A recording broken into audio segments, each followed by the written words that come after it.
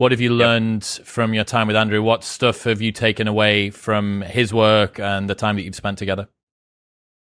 Man, first off, he's just a great guy. And so it's pretty cool when you see someone online, and then when you meet him in person, you know, like, this is just a great person. Like, he genuinely wants to help people, and he's super interested and passionate in what he's doing.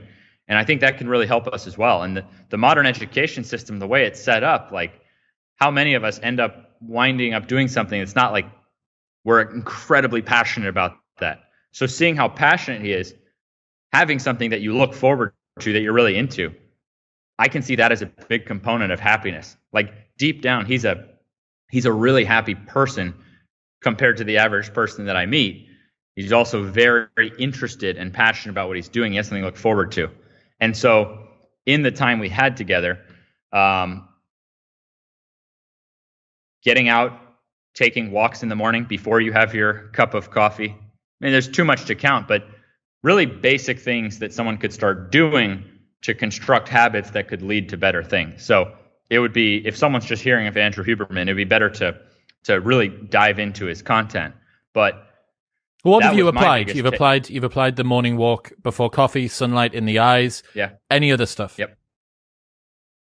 Any other stuff from him? Yep. I mean, I would just say a bit of renewed looking at my life differently. Of my happiness is not just a thing right now, like that will just stay the same forever. That you make your happiness, and part of that is really having things that you're interested in, looking forward to, and chomping at creatively and business wise. So we just enjoyed our time together. I wasn't like grilling him. I try to be like, pretty gentle when I'm meeting people, and I like to observe, and then I usually take away something pretty big based on what I observe.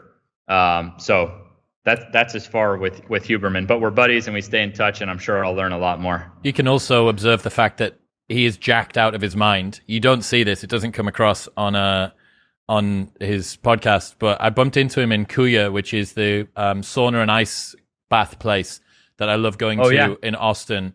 Yep. Have you been? No, but I was right next to there at On It. It's right next to each other. Right? It's literally next door, dude. When you're in town, I have to take you. I have to take you to Kuya, okay. And so. The door opens, and it's late on an evening time, and the front doors face the west, right? So the sun's setting, and the sun sort of bursts in through the doors, and it opens up, and it's just this fucking gorilla stood, like, silhouetted from behind. He comes in, he's like, "Hey, we've been talking on Instagram." I was like, "Hey man, how are you doing?" You shake someone's hand, and you do that handshake where you shake the hand and then you put your other hand on their forearm. Dude, it was like hitting the outside of a shed. I'm like, what the fuck? Andrew, what are you built of? What's wrong with you? But yeah, he's jacked out of his mind. He's really, really nice dude. He's coming on the show. I can't wait to bring him on. Ooh, and that's huge. Yeah, he's a big one. We're going to do something special for it as well, I think.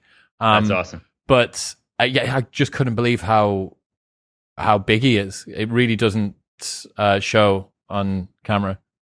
He really takes care of himself, and I think that's one of the things that makes him great, is that you have the mind, you have the body, and he's working both angles, and he's really living it. He's not just sitting off, detached, out of shape, out of touch. So I mean, yeah, he's jacked. Skin in the game, I think. Yeah.